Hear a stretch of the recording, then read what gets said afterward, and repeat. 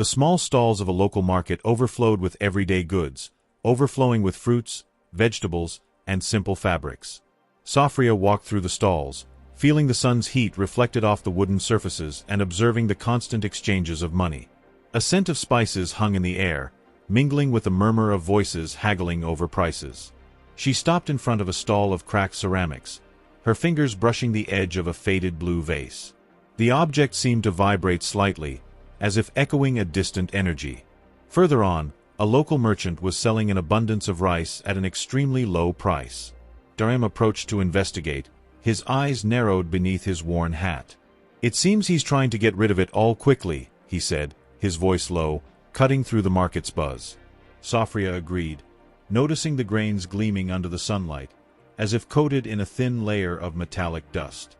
The merchant, a man with stooped shoulders and a strained smile, avoided eye contact, packing packages with jerky movements. As night fell, the two of them headed towards the Vellara district, where tales of the Guardian of the Moon were most frequent. The narrow streets, lined with abandoned warehouses, seemed to breathe under the silvery moonlight. Safria felt a pressure in her chest, as if the air carried an electric charge. In an alleyway, they found marks on the ground, deep grooves forming circular patterns, as if something heavy had been dragged across. Darim knelt, touching the lines with his fingertips. "It's not rust," he murmured. "It looks like residue from something that was burned, but there's no smell of smoke." A figure emerged at the end of the alley, tall and slender, its silhouette shimmering like a flame under the moonlight. Safria held her breath, but when Darim tried to follow, the figure dissolved into the brick wall. Later, in a nearby tavern, a man with a face marked by scars whispered about an ancient pact between the locals and the one who watched over the shadows. "He protects, but he demands payment," he said, swirling a wine goblet in his hands. "Sometimes the price is worth it. Other times, it isn't." The next morning, Safria returned to the market and bought a package of the suspicious rice. At home, she spread the grains on a table and examined them under the window light. The metallic dust shimmered, and as a gentle breeze entered the window, the grains began to move on their own, forming the same patterns as the alleyway. She heard a barely audible whisper, like voices coming from a malfunctioning radio. Darim arrived minutes later, bringing news that 3 people had disappeared near the Bara River the previous night.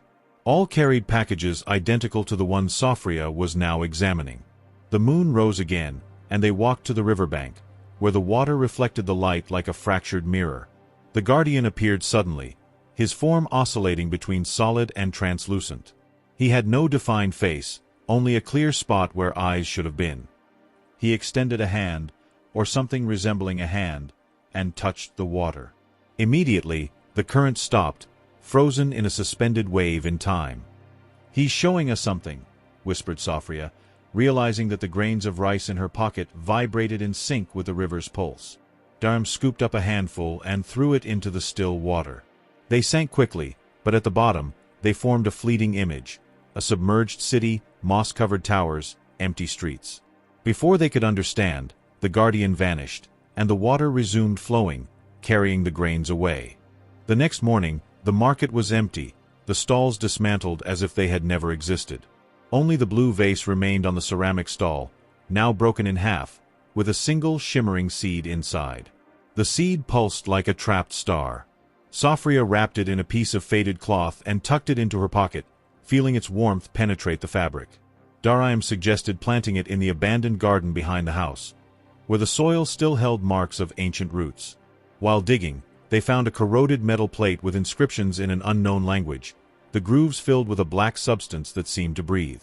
"Don't touch it," Darim warned, but it was too late. Safria had already run her finger over the symbols, and the dark ink adhered to her skin, forming a pattern resembling the scars of the man in the tavern. That night, she dreamt of the submerged city. She walked through moss-covered stone streets, hearing voices echoing from broken windows. A familiar figure, the market merchant, knelt before an obsidian altar, depositing handfuls of rice that turned into lichen upon touching the ground. The Guardian appeared behind him, his fluid form enveloping the man like a living shadow. When she awoke, Safria realized that the symbols on her hand had vanished, but the seed in the vase had sprouted, budding a thin stalk that spiraled towards the ceiling.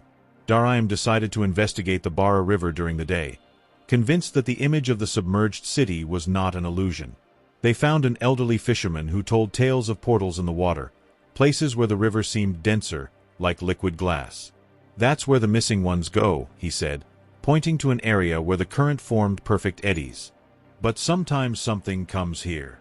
While rowing in an old boat, Safria noticed that the water reflected not the sky, but a different landscape, tilted towers and suspended bridges, like a photographic negative of the city they had seen. Upon returning, they found the plant in the vase transformed. Its leaves were translucent with metallic veins that glowed in the dark. Daraim cut a piece of the stalk, and a bluish-green liquid flowed out, emitting a low hum. That night, the guardian appeared inside the house, hovering over the plant. His presence made objects tremble, and Safria felt a sharp pain in her palm, where the symbols had been. "He's trying to communicate," she said, realizing that the plant reacted to her voice, its leaves vibrating in rhythmic patterns.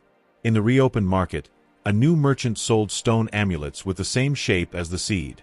Safria recognized the man. It was the same one who had disappeared near the river days before, but now his eyes were opaque, like frosted glass.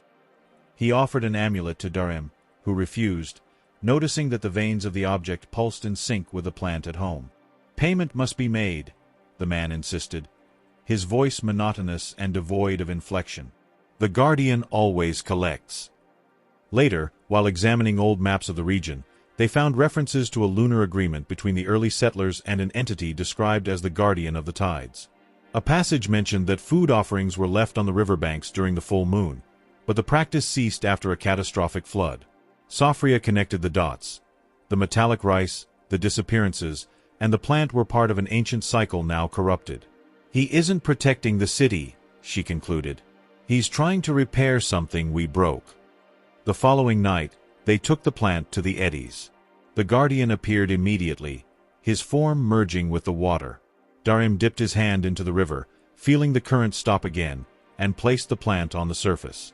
For a moment, the submerged city emerged clearly, its towers rising towards them, and a human figure, perhaps Safria herself, waved from one of the windows. As the vision faded, the plant had vanished, leaving only a single seed identical to the first, but now with a thin crack in its center. The crack in the seed widened, releasing a dense mist that enveloped Safria and Daraim.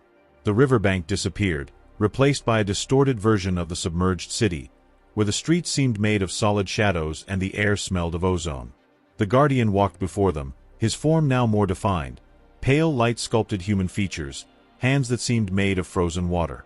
He stopped before a ruined building, where an exact replica of the plant in the vase grew in gigantic spirals, its roots intertwined with human bones and fragments of pottery. Safria realized that the missing people were there, trapped in a kind of limbo, their translucent bodies moving in slow motion. One of them, the woman who had bought rice at the market, extended her hand, and Daraim, without hesitation, touched her fingers. Immediately, fragmented scenes flooded his mind. The submerged city before the catastrophe, the settlers making offerings to the guardian, the gradual corruption of the pact as humans replaced grains with precious metals, and, finally, blood. "He didn't want sacrifices," the woman whispered, her voice echoing from all directions. "He wanted memories. He traded protection for stories, but we forgot how to tell them." The guardian emitted a low sound, like stones rolling in an underground river. The giant plant began to wither, its roots releasing bones that fell to the ground and turned into metallic dust. Safria understood then that the seed was a key, but also a trap. Planting it in the river fueled the cycle of corruption, while destroying it could break the pact and free the trapped or condemn the city to destruction. Daraim, holding the piece of stalk cut from the original plant, noticed that the blue liquid had crystallized in his hand, forming a pattern identical to the inscriptions on the metal plate. They decided to burn the cracked seed, using the fire of the mist that surrounded them. The flames consumed the object in seconds, and the submerged city trembled, walls crumbling in slow motion. The guardian did not try to stop them, but his form began to fade, like ink dissolving in water. Before disappearing completely, he touched Safria's forehead, and she saw one last image. Herself, decades in the future, sitting on the banks of the Bara, telling the story of the guardian to a child carrying a similar seed in their pocket. Returning to reality, the river flowed normally, and the plant in the vase had dried, leaving only a metallic stain on the soil. The market was in an uproar. Merchants spoke of an accident that had destroyed part of the harbor, but Safria and Darim knew the truth. That night, sitting in the garden, they saw the moon rise between the clouds, clearer than ever. In silence, they agreed not to mention what they had seen, but when Safria looked at her palm, the black symbols had returned, now forming a star map that only made sense under the moonlight.